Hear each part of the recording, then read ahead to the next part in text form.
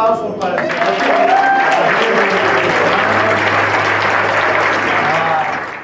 La autoridad sí nos es dada para que nosotros le hablemos a esa montaña y le ordenemos que se quite, le ordenemos que desaparezca, pero que lo hagamos creyendo. Diga creyendo. Creyendo. Hoy vamos a hablar acerca de hablarle a la provisión. Háblale a la provisión. Háblale a la provisión. Mire, no es suficiente salir de la deuda. Se necesita también entrar en la abundancia. Salimos de la deuda, pero necesitamos entrar en la abundancia. Salimos de la enfermedad, pero necesitamos entrar en la salud. Necesitamos salir de las frustraciones, pero entrar en el contentamiento. O sea, no nos podemos quedar ahí estacionados. Recuerden que en Proverbios 18, 21, ya leímos Proverbios 18, pero lo vamos a volver a leer, lo vamos a declarar en esta mañana. Proverbios 18, 21, diga conmigo: la muerte y la vida están en el poder de la lengua, y el que la ama comerá de sus frutos. Nuestras palabras tienen poder. Tienen poder para atar, tienen poder para desatar. En nuestras palabras hay vida, en nuestras palabras también hay muerte. Hay autoridad cuando nosotros hablamos, hay poder. ¿Recuerdas cuando tú confesaste, cuando tú declaraste con tu boca y creíste en tu corazón, pero declaraste con tu boca que Jesús era tu Señor y tu Salvador? Mira, eso que tú declaraste, ¿acaso eso no cambió tu eternidad? Porque tú hablaste, porque tú declaraste esas palabras. Con esas palabras tú cambiaste tu eternidad. Amén. ¿Cuánto más tus palabras pueden cambiar cosas que están sucediendo en este mundo, que son menos importantes que la eternidad, que son pasajeras, pero tenemos la autoridad con nuestras palabras? Recordemos Deuteronomio 30, 19. Dice: a los cielos y a la tierra llamo por testigos hoy contra vosotros, que os he puesto delante la vida y la muerte, la bendición y la maldición. Escoge pues la vida para que vivas tú y tu descendencia. Lo que aprendimos es, bueno, ¿cómo escogemos? ¿Cómo escogemos? Escogemos por medio de las palabras que nosotros manifestamos. Es según nosotros hablamos. Al hablar y declarar, nosotros manifestamos lo que queremos y también manifestamos lo que no queremos. Pero también nosotros estamos manifestando lo que creemos que sucederá. No solamente lo que queremos y no queremos, sino lo que creemos que va a suceder. Eso es lo que nosotros estamos hablando. Ahora les invito a que volvamos nuevamente a Marcos 11 y vamos a leer estos versículos, pero vamos a leer desde el versículo 22. Marcos 11, 22 al 24. Dice allí: respondiendo Jesús les dijo: tened fe en Dios, porque de cierto os digo que cualquiera que dijere a este monte: quítate y échate en el mar, y no dudara en su corazón, sino creyere que será hecho lo que dice, lo que diga le será hecho. Por tanto, os digo que todo lo que pidiereis orando, creed que lo recibiréis y os vendrá. Hicimos hace 8 días, como conversamos acerca de que podemos hablar, decir, ordenar cosas y se cumplen, pero sin necesidad de orar. Pero también podemos hacerlo orando. Podemos dar órdenes para que las cosas se cumplan, hay autoridad, pero cuando nosotros hacemos esto delante de Dios orando, Jesús lo que está diciendo primero es: tengan fe en Dios. Tengan fe en Dios. ¿Qué es lo que está pasando? Si tú recuerdas, esto sucede así: es que él pasa por un camino, ve una higuera, tiene hambre, quiere coger fruto, pero no tiene fruto la higuera, entonces dice, bueno, que se muera, si no da el fruto, que se muera. Y al otro día pasa nuevamente y está muerta. Y ahí está Pedro: uy, la higuera a la que tú hablaste, se secó. Entonces ahí es cuando él dice, bueno, tengan fe en Dios. Cuando ustedes digan algo, cuando ustedes hablen algo, tengan fe en Dios. O sea, él está diciendo primero, tengan fe en Dios. Cuando simplemente nosotros decimos a las montañas, o sea, a los problemas, a los obstáculos, cuando simplemente nosotros hablamos a aquellas cosas que nos están resistiendo, a aquellas personas que nos resisten, que se aparten, y nosotros lo hacemos sin dudar, entonces eso se va a cumplir. Hemos dicho algo, hemos ordenado algo con alguna autoridad que nosotros tenemos, y esas cosas suceden. Entonces el Señor dice, por tanto, si ustedes pueden hacer eso, os digo que todo lo que pidiereis orando, es decir, todo lo que ustedes pongan en fe delante de Dios, poniendo nuestra fe delante de Dios, creer que lo recibiréis y lo vendrá. Mi amado hermano, sencillamente quiero decir esto, está en la Biblia, es inspirado por el Espíritu Santo. Es Jesús quien está hablando. Es Él que está diciendo aquí estas cosas. Está diciendo que nosotros podemos pedir cualquier cosa que nos falte y que va a haber sobreabundancia de esas cosas. Así que no estamos hablando no solamente de un poder para atar y quitar un obstáculo de nuestras vidas, un problema que nosotros tengamos. Aquí se nos habla de que si nosotros creemos, podemos pedir cualquier cosa que nosotros necesitemos: provisión, restauración, recuperación, lo que sea, y lo vamos a recibir.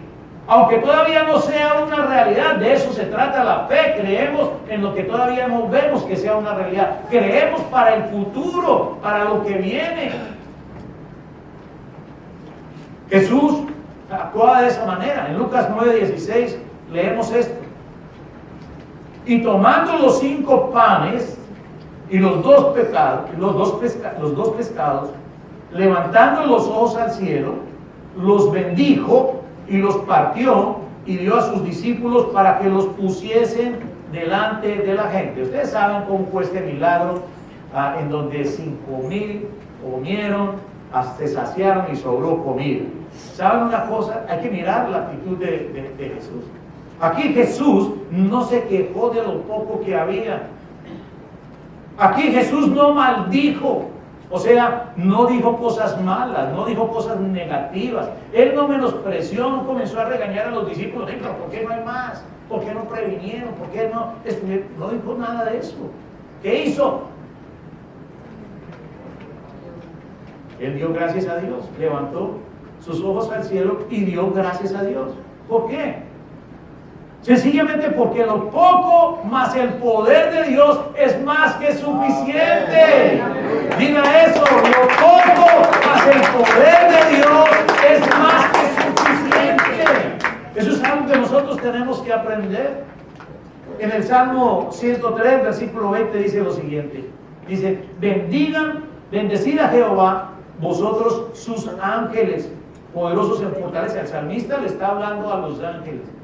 Y les está diciendo, bendecid a Jehová vosotros sus ángeles, poderosos en fortaleza, que ejecutáis su palabra. Que ejecutáis su palabra, obedeciendo a la voz de su precepto. Aquí dice que los ángeles son los encargados de poner por obra la palabra. Son los encargados de ejecutar la palabra de Dios. O sea, ellos solamente están esperando que alguien pronuncie. Ellos solamente están esperando que alguien declare la palabra para ellos inmediatamente ejecutarla. Están esperando que tú hables. Tú tienes la autoridad para hacerlo. En el Antiguo Testamento encontramos la historia de una mujer que fue llevada de la deuda a la abundancia. Quiero que revisemos esa historia de esta mujer. Ella fue llevada de la deuda a la abundancia. Segunda de Reyes 4, vamos a estar estudiando 7 versículos aquí. Vamos a comenzar diciendo esto. Versículo 1. La viuda de un miembro de la comunidad de los profetas le suplicó a Eliseo: mi esposo, su servidor, ha muerto y usted sabe que él era fiel al Señor. Ahora resulta que el hombre con quien estamos endeudados ha venido para llevarse a mis 2 hijos como esclavos. ¿Y qué puedo hacer yo por ti?, le preguntó Eliseo. Dime, ¿qué tienes en casa? Su servidora no tiene nada en casa, le respondió, excepto un poco de aceite. La mujer había sido la esposa de un siervo, dice ahí, la viuda de un miembro de la comunidad de los profetas le suplicó a Eliseo, le suplicó, o sea, vino para llorar, vino para gemir, vino para clamar en desespero, como muchos miembros de la comunidad en estos días, muchos miembros que están llorando por dentro, no tienen a quién ir, están buscando un Eliseo. Sus problemas son muy grandes, quisieran expresar sus dolores, pero se los callan. El esposo de esta mujer fue un siervo de Eliseo. Ahí dice, mi esposo, su servidor, el que te servía. Este hombre entonces fue alguien importante, porque estaba al lado de un líder muy influyente. Entonces conocía la palabra de Dios, había visto el poder de Dios en acción, había podido contemplar la misericordia de Dios muy cerca de sí. Pero hay un peligro. El peligro es que podemos a veces estarnos moviendo cerca del poder de Dios y no dejar que ese poder nos toque a nosotros en la vida práctica. Estamos viendo el poder de Dios. Ay, obró aquí, obró allá, y el testimonio, ay, no.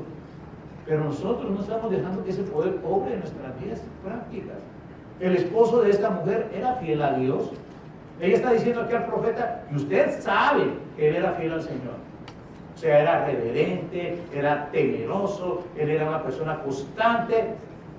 Pero, mis hermanos, fidelidad necesita proyectarse más allá de lo que sencillamente nosotros amamos hacer. Nosotros a veces amamos hacer las cosas y pensamos que porque amamos hacer las cosas, ahí estamos mostrando toda nuestra fidelidad. Pero nosotros debemos también amar a aquellos con quienes vivimos. Hacemos las cosas para la gente con quienes vivimos. No las hacemos solamente para nuestro propio ego. El esposo de esta mujer murió. Y claro, sabemos que cuando hay estas pérdidas de un ser querido, eso es algo muy doloroso, pero como que el dolor aumenta cuando el que muere es el que lleva el sustento, el que es el proveedor principal de la familia. Hay dolores que son intensos, pero que con el tiempo se atenúan. Pero hay dolores que con el tiempo, al contrario, se intensifican porque llevan mezclados una estela de consecuencias que pudieron prevenirse, pero no se hicieron, no se cumplieron esas cosas. Este siervo de Dios era bueno, era justo, era fiel, era entregado, pero endeudado. ¿Hay algún? No le puedo decir.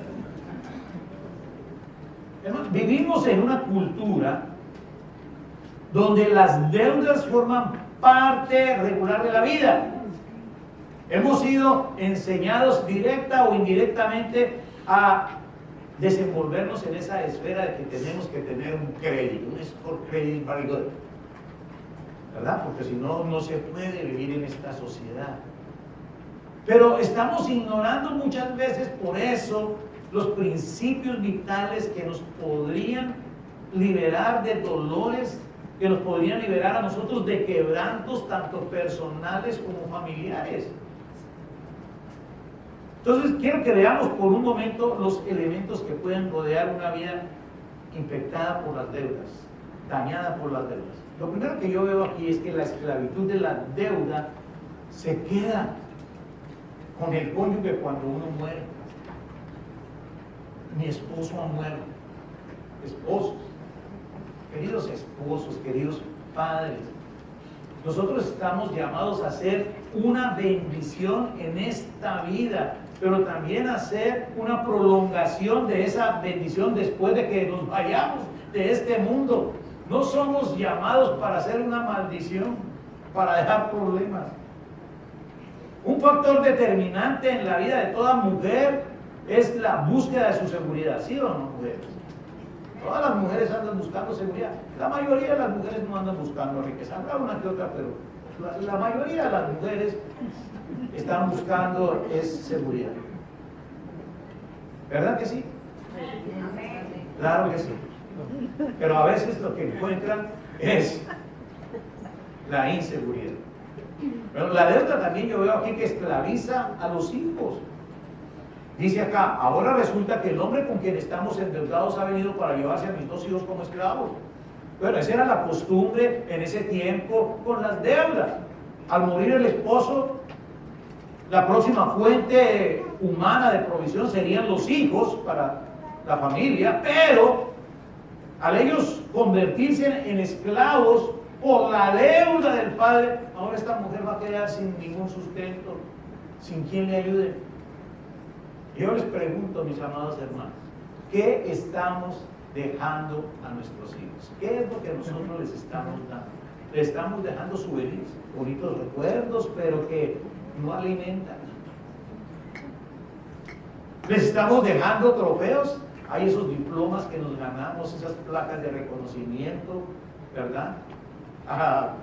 Incluso algún edificio, algún ministerio, algún programa que nosotros comenzamos. ¿O estás dejando verdaderamente un legado? ¿Estás dejando una verdadera herencia? La herencia es lo más preciado. Y estoy hablando de legado, estoy hablando de herencia, no para referirme a mucha plata en el banco, que es muy bueno, que te prepares para dejar algo para tu familia, porque estamos estudiando que Dios es un Dios que sobreabunda, ¿verdad?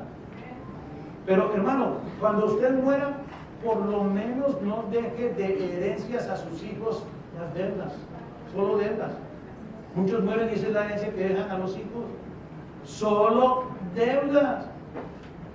Cuando se mueren, ahí llegan a cobrarle a la mujer, llegan a cobrarle a los hijos. La deuda también convierte a mi familia en un objeto de compasión, en una carga para otro. Aquí vemos en el versículo 2, dice, y Eliseo le dijo, ¿qué puedo yo hacer por ti? Ya el profeta dice, ahora tenemos la carga. Dios no nos ha llamado, mis amados hermanos, a levantar una familia que solamente inspire compasión, sino más bien Dios nos llama para que nosotros seamos familias, que seamos fuentes para compadecer a otras personas. O sea, que nosotros seamos fuentes de compasión. Cuando somos fuentes, nosotros encontramos propósitos que son grandes, propósitos que son hermosos. Pero cuando somos objeto de solamente compasión, nosotros perdemos ese propósito. ¿Recuerdan ustedes que Dios le dijo a Abraham, te bendeciré? ¿Te bendeciré? Bueno, estaba siendo objeto de su bendición a Abraham y a su descendencia. Te bendeciré. Lo estaba haciendo objeto, pero no solamente eso estaba haciendo, porque dijo, y tú serás de bendición para las familias de la tierra. O sea, lo estaba haciendo también fuente de bendición. No solamente objeto de bendición, que recibiera la bendición, sino que pudiera tener para bendecir a otros. Es muy triste cuando nosotros encontramos familias cristianas, familias aún de ministros, que solo inspiran compasión y han llegado a convertirse en una carga para otros. No son una bendición para nadie, sino carga. Veo que la deuda termina dejando a la familia sin nada. Le preguntó Eliseo, dime, ¿qué tienes en casa? Su servidora no tiene nada en casa, le respondió. Ese es un poco de eso, un poquito de eso. En términos modernos diríamos que la familia ya está sido embargada. Le quitaron la cama, le quitaron la mesa, le quitaron la silla, le quitaron el TV, el TV. ¿Sí? Todo lo habían recogido ya los acreedores. Quizás esta esposa, quizás estos hijos ya estaban durmiendo en el piso. Nada es nada, no tenían nada, excepto un poco de aceite. Ahora miremos, sigamos con la historia. Versículo 3 dice: Eliseo le ordenó: sal y pide a tus vecinos que te presten sus vasijas, consigue todas las que puedas. Luego entra en la casa con tus hijos y cierra la puerta, echa aceite en todas las vasijas y a medida que las llenes, ponlas aparte. Esto es un dilema. Con un poquito de aceite, ¿cómo voy a poner aceite en todas las vasijas hasta llenarlas? Bueno, esta mujer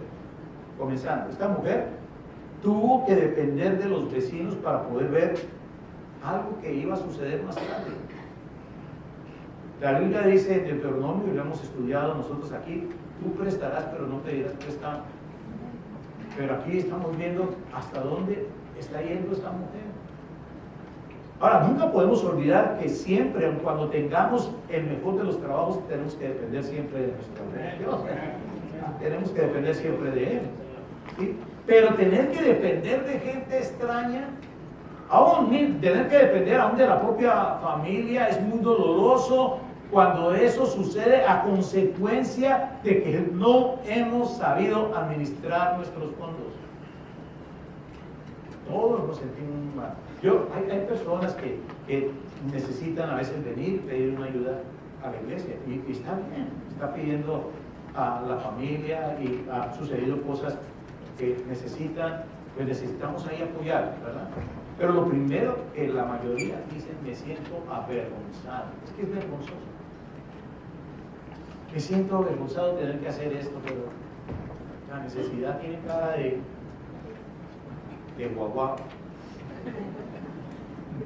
Veo que la deuda me limita a otra cosa que quiero explicarles un poquito. Me limita a que yo pueda ver milagros por compasión y no por glorificación. Esta mujer vio un milagro en medio de su necesidad. Esta historia nos cuenta es acerca de un milagro que sucedió en esta mujer cuando estaba muy necesitada. Pero nosotros necesitamos entender que hay dos tipos de milagros. Hay milagros de compasión o por compasión, y hay milagros para glorificación. Un milagro para compasión es ese milagro que sucede para liberarnos de una necesidad, de una angustia, de un dolor a causa de que yo he cometido malas decisiones. Pero Dios, en su misericordia, en su compasión, no nos deja ahí colgados, ¿verdad? Sino que Dios nos ayuda. Ese milagro de compasión, sin embargo, cesa cuando ya la necesidad está cubierta. Ya quedó cubierta, el milagro cesa. Bueno, el milagro para glorificación es el que sucede para glorificar a Dios, pero que también resulta glorificando a los hijos de Dios. Entendemos nosotros lo que es la gloria, ¿verdad? La gloria es en lo que vemos nosotros una calidad, una excelencia, un gran peso, un gran valor. Entonces decimos: esto es la gloria. Pero los milagros para glorificar exaltan la calidad de las cosas de Dios, del amor de Dios, de la compasión de Dios, de lo que es Dios. Pero también terminan exaltando a los hijos de Dios por su fe, porque creen en el Señor, porque están con Él. Y estos milagros para glorificación son una cadena continua de eventos que siguen uno tras otro, no cesan. Y no vienen porque yo estoy en una constante angustia, en un constante desvelo. No vienen porque yo ando, vienen después de que yo he tenido mucho dolor o que he estado desesperado, sino que están sucediendo cada día, cada día. El milagro de que abrimos los ojos y podemos recuperar el sentido. Eso es un milagro diario. Los israelitas tenían maná todos los días en el desierto, tenían provisión de ropa y de calzado en el desierto que no se les desgastaba. Era un milagro de todos los días, pero se acostumbraron y ya lo cogieron como una cosa común y no podían apreciar el milagro y no glorificaban a Dios. Esos milagros de glorificar a Dios, que tu familia no sea una familia que solamente ve milagros de compasión, sino que están recibiendo constantemente los milagros que glorifican a Dios. Hay gente que caminan errados todo el tiempo y solamente vieron un milagro por compasión en un momento de dificultad que tuvieron, y entonces en la próxima oportunidad en donde vuelven otra vez a caer, otra vez la carrera loca hacia Dios, esperando que Dios les haga otro milagro. Solamente para eso buscan a Dios, para que les hagan los milagros, pero no los glorifican. Son milagros solamente de compasión, aprovechándose de la compasión de Dios, en otras palabras. Un milagro para glorificación es el que determina nuestras vidas de calidad, que hacen que nosotros vivamos sobre los principios de Dios. Esa es nuestra vida, una vida sobre los principios de Dios. Entonces, ¿qué puedo yo hacer? ¿Cómo hago yo para salir de esta condición? ¿Cómo salir de esta situación de compasión a la glorificación? O de la deuda a la abundancia. Varias cositas, varios consejos. Bueno, número uno, pues pare ya de meterse en deudas. Eso es lo lógico, ¿no? No voy a entrar mucho a explicar eso. No más deudas, no pida más prestado. Punto. Luego, comience a salir de las deudas en las que ya se metió. Y para eso comience con lo poquito que tenga. Aquí yo leo, tu sierva no tiene sino un poquito de aceite. No tengo sino un poquito de aceite.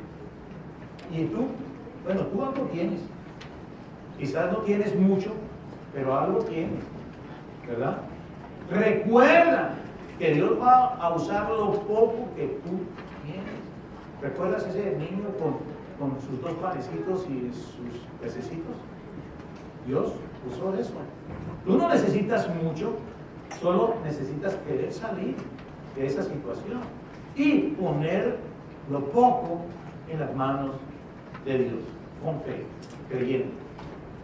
Luego, no esperes que Dios lo haga todo. Tú tienes que hacer tu parte. Hay algo que Dios quiere que tú hagas.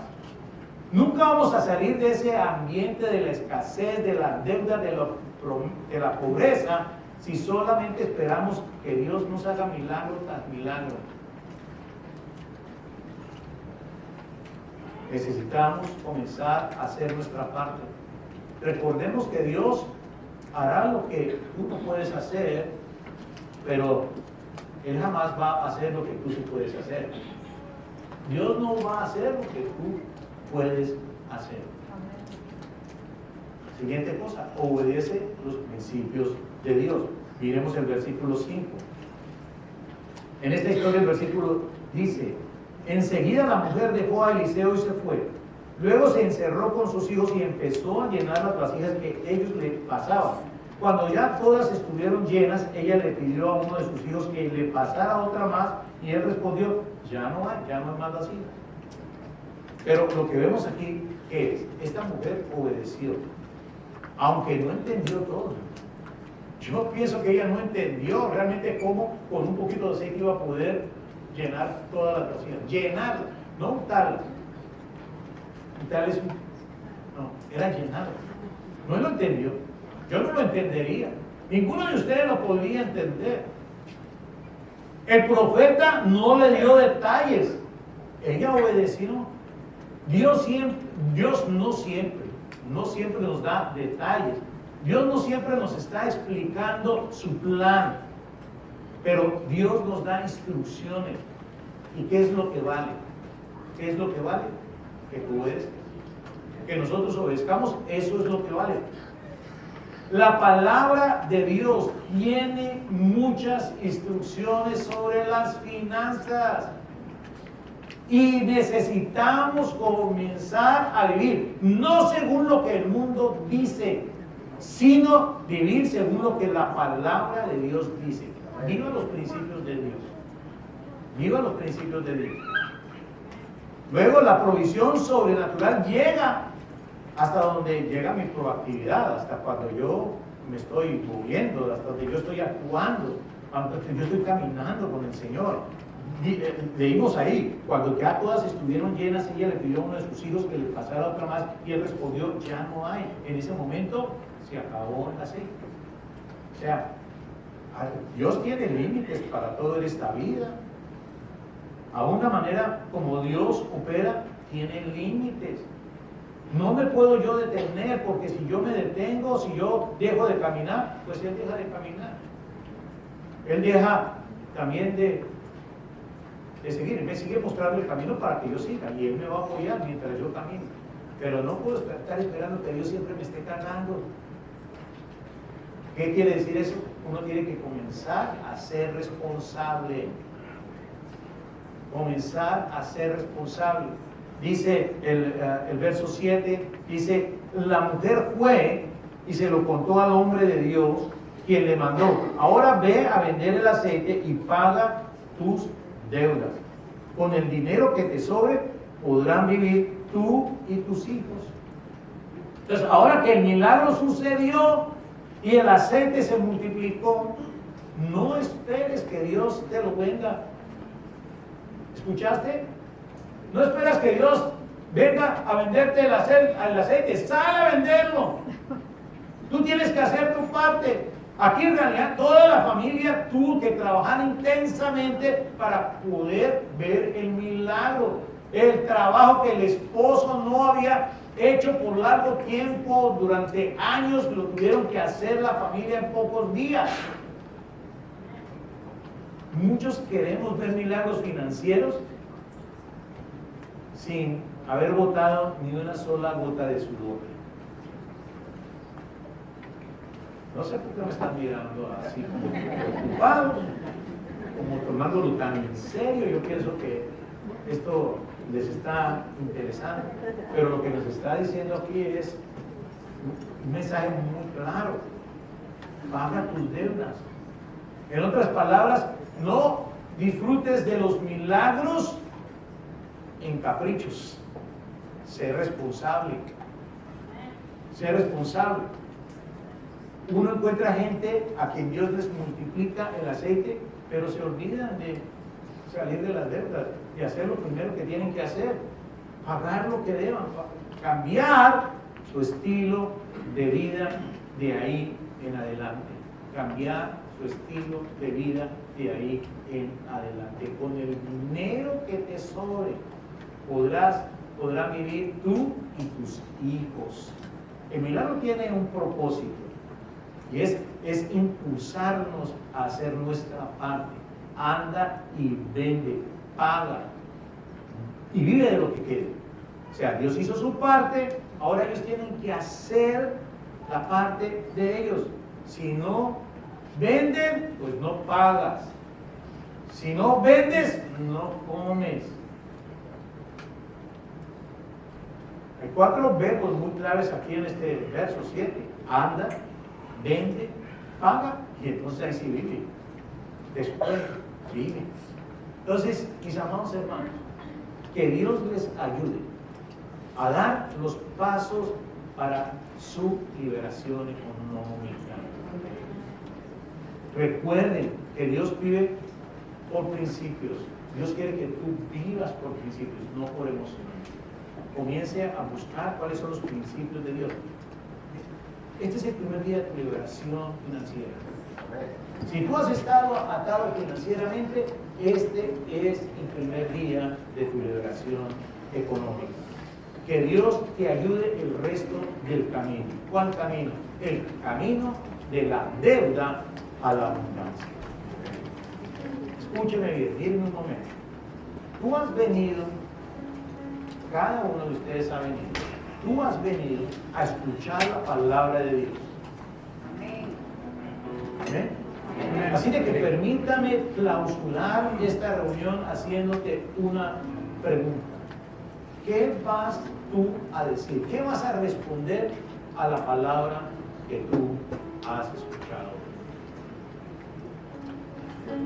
¿Qué vas a responder? Eso es lo que tú tienes que buscar en tu corazón. Dios ya te ha hablado. Viniste a que Dios te hablara, Dios te habló. Viniste a escuchar la palabra de Dios, la palabra de Dios ha sido predicada. Ahora, ¿qué vas a hacer? ¿Qué vas a hacer con lo que Dios te ha enseñado? Yo espero que haya un espíritu de sumisión, que haya un espíritu de obediencia, que tú comiences a honrar a Dios. Si tú ves el boletín el día de hoy, en la parte interior, en donde ponemos nosotros normalmente un saludo, hemos puesto una declaración para que usted le hable a la provisión. Esta es una oración que tú puedes hacer. Esto es una declaración de la palabra de Dios. Es una oración, son palabras bíblicas de oración y de fe sobre la provisión de Dios.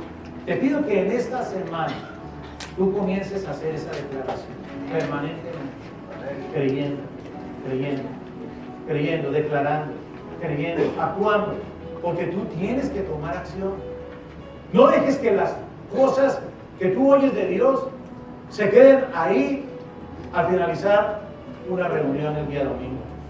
Esas cosas tienen que salir contigo, tienen que salir en tu corazón, tú tienes que comenzar a participar, a aplicar día a día todas estas cosas. Y te va a ayudar el que tú comiences a declarar esto todos los días. No lo vamos a hacer en este momento, pero quiero que tú lo hagas de una manera personal, tú con tu familia quizás.